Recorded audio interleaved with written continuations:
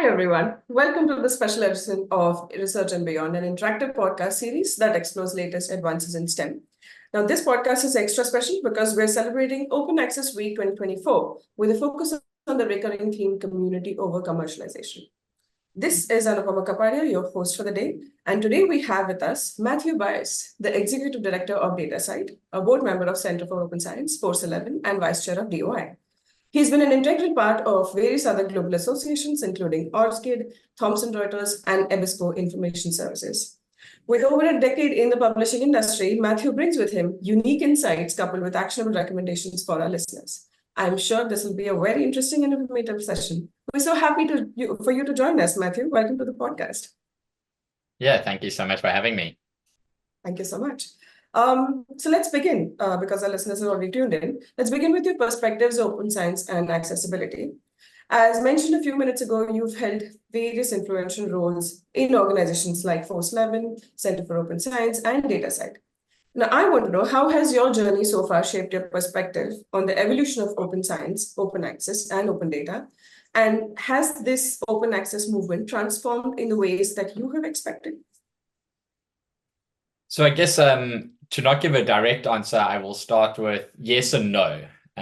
So yes, I think there has been progress, and that's good for the community. I think that we see change happening is really important. But I think we still face a lot of challenges, particularly around global equity. And I think that's something that we need to think about when we think about open science. It has no borders, and we need to think about this from a global perspective. And so there's still challenges there. When I think about the open science movement, we think about culture change and the change of the way we've done things. And so in order to bring that true change in making that normative globally, we need to not only make it easy and possible to practice open science, but also we need to make sure that the right incentives are there for researchers to truly practice open science. And I think we've seen change and movements and lots of policy coming out in various countries, various regions. But I'm still missing in many cases where there's a true incentive for researchers to fully embrace open science. And so that's something that I think is still coming. I would like to say that I'm positive. I think there's a lot of groundswell and movement. So that's good. And I think that the future looks positive. Yes, so that definitely sounds promising. And thanks for highlighting the need, for the improvement in the overall open access movement.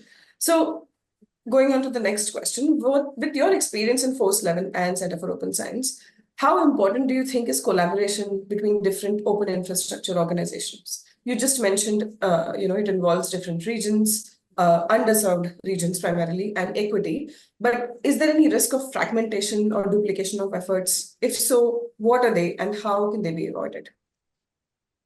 Yeah, I think absolutely.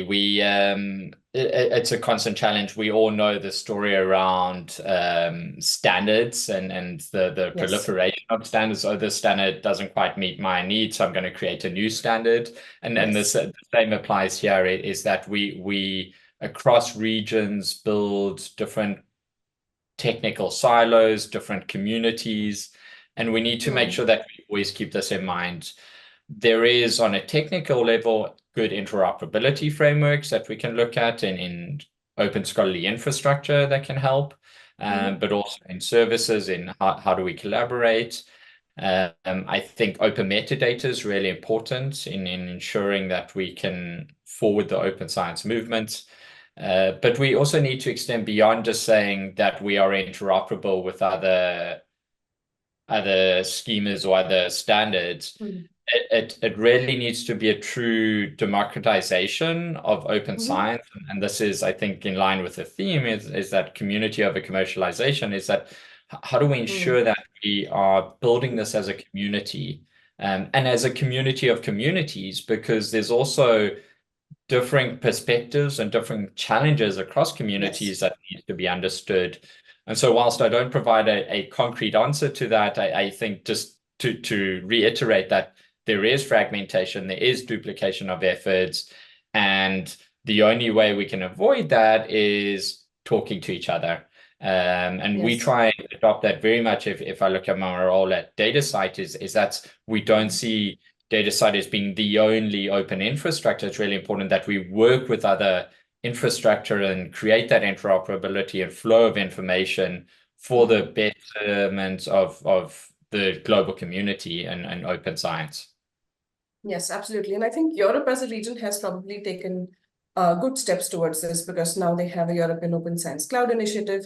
But like you mentioned, global alignment, I think achieving that is still challenging because of regional interests and regional gaps. So now, speaking of inclusivity, as we talk about open science, the growing concern is how commercialization might inadvertently exclude smaller or underfunded institutions from participating fully in the global research ecosystem, right?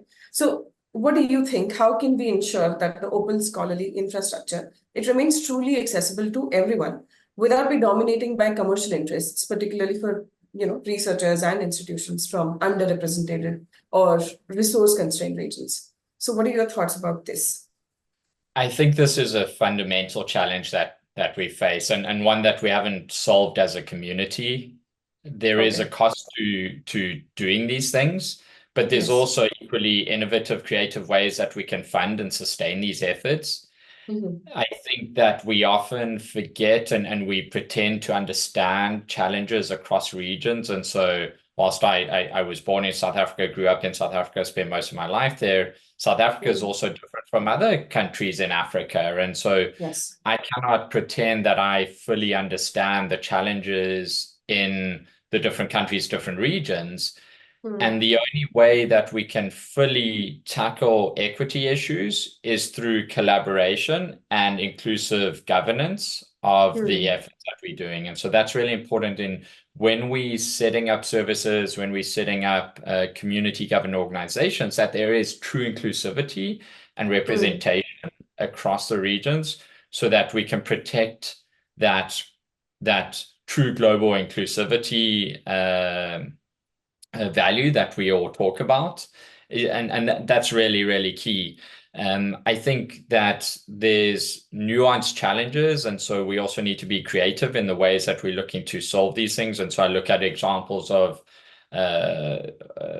persistent identifier metadata and registration at DataCite is that that's one aspect, but not the full challenge. And so I have worked with many communities where there's challenges around setting up servers and technical staff to maintain those servers and the cost associated with that, and the funding being available this year, but not next year. And so how do we address these? We need to be creative and think inclusively across the global community. Everyone that I talk to is really keen on global inclusivity, but I think it's really getting down to the specific challenges and building partnerships and collaborations that is going to open that. Fundamentally, we need to make sure that we always protect that any researcher anywhere in the world can practice open science in the sense that they can make their research outputs and resources openly available and discoverable and citable without any cost and very limited technical needs or barriers in the sense that they can deposit things in platforms that suit their needs, that fit within their domain. That's something that's a key thing that we need to make sure that we protect and make sure it is available to the global community. There's still always going to be the challenge of that commercialization, but I think we need to just continue to think about that. The other thing that I'll say is that I mentioned it earlier is that the incentives need to change, in that if we want to ensure that there's inclusivity, and I use one example, we have lots of malaria research being done in, say, Africa as an example. And the research data is produced by researchers in Africa, but they may not necessarily be involved in the journal article and publishing that journal article. And so they lose the credit, and that's where the incentive is placed. As a global community, we place so much incentive on solely the journal article. And so when it comes to funding and credit for furthering the research, We need to ensure that there's also incentive and credit across the entirety of the research lifecycle. So open science not just being a single output or resource, but the entirety of the research lifecycle. And so making sure that globally we're creating incentives for that change, and those incentives are inclusive in that context as well. Yeah, that's so interesting. The example that you mentioned, I was not aware that this happens, but it's good to know. And I think we have evidence that studies do show that equitable research or equitable access to research, open research, could dramatically improve academic outcomes even in developing countries such as Africa. So absolutely, and I just wanted to add there, I wanted to make sure that I'm clear that I don't want to say that there's researchers that come in to collect data in Africa and then they have perverse incentives or bad intentions around publishing the article, but that's just the reality of they then take that data and they then go and produce an article or do further work on that data, and so I'm not saying that they're doing anything. It's just the incentives around that, if that makes sense. I just wanted to not criticize. No. Yes. So that's an interesting insight, and of course, one of the more actionable comments that we've received so far. But speaking of metadata, because you mentioned this, quite a couple of times now. So metadata, as we know, is of course important for making research outputs discoverable, right? How do you envision the role of technology, especially digital identifiers, in making these research outputs more discoverable and accessible to a global audience, including underrepresented regions? So what are your thoughts on this?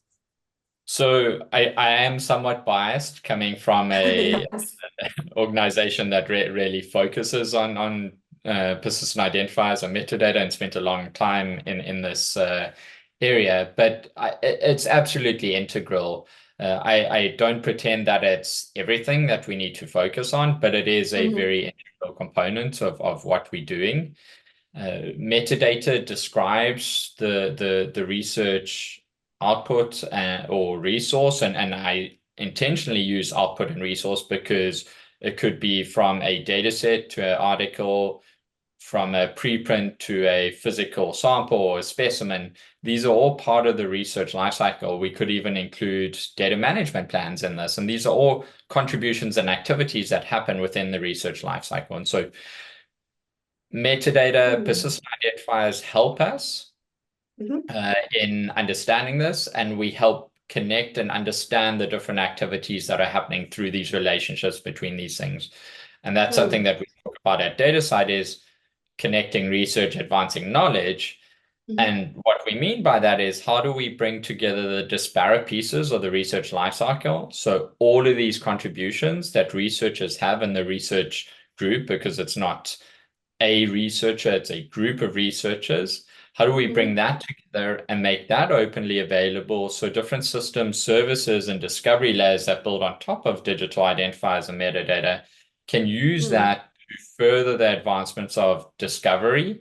And ultimately, what we want to see is that we see cross-discipline use of different research outputs and resources, cross-board use of different outputs and resources to further science and advance society ultimately. And that's what we exist to do, is that we want to better society in that the research really has a tangible impact for us in our daily lives and the global lives of society. Yeah, that's so interesting. Can you give us an example of how these, from a data set point of view also, how researchers' practices while using the metadata influences, particularly in relation to how they manage the data, share the data, use the data ethically and with quality? So can you shed a little bit more light on this? Yeah, so the way I really talk about this is that I almost don't want researchers to worry too much about persistent identifiers and metadata. Essentially, it sounds strange saying that, but really researchers want to do research. And we want them to do research because that's what they do. And so when we talk about this, we think about this as open infrastructure. And infrastructure is something that should be, if we're talking about it a lot or we're complaining about it or it's creating challenges, it means that the infrastructure is not working. And so we need to make sure that this infrastructure is built into the workflows and the services that researchers use, And that's really important. We launched a project last year that worked with a group of researchers from the start of the research study to right through to actually publishing an article and understanding what are the different workflows you go to and how do we make sure that the open infrastructure, and this was specifically from the persistent identifier and metadata point of view, but how do we make sure that we are building the infrastructure around the services that you use? And so this is the same for organizations like ORCID, is that how do we simplify and make it easy for researchers to benefit from these different, from the open infrastructure and the services. And so if we get that right, then researchers can go to a discovery tool and try, they can search for certain areas, they can identify collaborations, they can track impact, but it's all within the context of what they're used to. And so that's really important when we think about infrastructure, is that we shouldn't be creating more of a burden. We often get into, oh, this works, but only if the researcher goes and does this, they need to deposit this output here, and then they need to go and add this metadata, and then they need to link it to this. That's too much, and that doesn't scale and bring the true benefits that we're looking to achieve as a global community. And so it's really important that infrastructure, we make it one, possible, but we make it really easy to do. And so if I bring back that culture change that I mentioned earlier, is that if we make it possible and easy from an infrastructure point of view, and that universities, funders, governments are able to make it required and rewarding to do this, then we achieve this change that we are looking for. That's brilliant. In your experience, again, have you received concerns about data privacy though? Yes, absolutely. And I think that's a growing concern. Obviously, when we think about metadata is generally facts. I think there's workflows, and I've seen in different contexts where there's sensitive data. When we look at one example, brain imaging data, this under GDPR in Europe is considered personally identifiable data, and so it can't be openly available. But we can register persistent identifiers and have metadata about the data and have a brokered access process so that somebody could go through a process to access that data. And so I think, again, it's building those, making sure as a global community that we need to build those services to address these challenges that we see. And this is a region-specific challenge. There's other examples of that in other regions, but this is one that came across under GDPR within Europe. And so it's really important that we working together on that. And this is just a perfect example of that. We cannot think about any single stakeholder or group addressing everything. It's this ecosystem view that we need to take, is how do we work together to address these? Absolutely. Can you share an example of where maybe a strong governance or a strong policy has made a critical difference, in open science and open access? Is there an example that you can think of? I think our audience will be able to relate to something like this. Yes, I think that seeing some of the national mandates in different regions, one example, the Nelson Memo, which hasn't really come into effect, but that's a step in the right direction. I think, again, we need to make sure that the incentives are there. And so there's good policies out there. I think over the last 3 years, we've seen really, really good what I would say almost transformative policies, but we're at this tipping point of seeing that actually in reality. And I think it's that incentive that is still lacking. If I ask a researcher, just focusing on data as an example, if I ask a researcher, what incentive do you have to make your research data openly available and citable? In many cases, I will get the answer that there is no incentive. I'm not saying that it's not across the board, but generally speaking, and I think that's the change that we need to see, is that, okay, in my tenure and promotion, data is something that is recognized. And so I know this from, as an example, Northwestern in the US, they've brought this into some of their tenure and promotion committees where they actually consider data as an output and something that's really important in the tenure and promotion review. And so when we see more of these, and sorry, I've focused now on two US examples. I think it's important that we, bring Yes. these incentives globally, and everyone can talk about good examples of this. Sure, sure. So coming to maybe, talking about commercialization a little bit, how do you balance the need for innovation and revenue growth with, the entire ethos of open science? For example, how does your commitment to the principles of open scholarly infrastructure, how does this influence the revenue growth objective that you might have? So fundamentally, we focus in the principles of open scholarly infrastructure around sustainability. And so there's a cost, as I mentioned earlier, to running services infrastructure. Sometimes I think we get caught up in trying to compare one infrastructure with another, and there's different ways to do things. Some have a more centralized model where technology and the services are maintained centrally. In other cases, it's a more open source contribution with developers around the world contributing. There's a cost associated with all of these. So really what is key here is understand what are the cost drivers and what is the base resource cost of sustaining these, and making sure that you have a sustainability model that addresses that. And there's no right or wrong sustainability model. There's different approaches. But really making sure that there is a model that is there that also scales over time, because costs will go up over time. Yes. And that model needs to scale. And so we've done that, with my experience at ORCID. We've also done this at DataCite, really looked at, well, what is the resource cost and how do we sustain that? The other piece here that is really important is that no data. Fundamentally, this is a principle that we believe in, and it's core to what we do across the different organizations I'm involved in, is that the data should not be the thing that is locked in that you have to pay to access. That's all open. It's really about the value add services that is providing value to the community that may have a fee associated with that. Again, we want to break down in certain regions, reducing that barrier and having no fee, but the data should be openly available. And then having that ultimate insurance, making sure that your codes, as an example at DataCite, our entire code base is MIT open source, and our entire data file is CC0. And that's the ultimate insurance, is that somebody could set up DataCite tomorrow, essentially.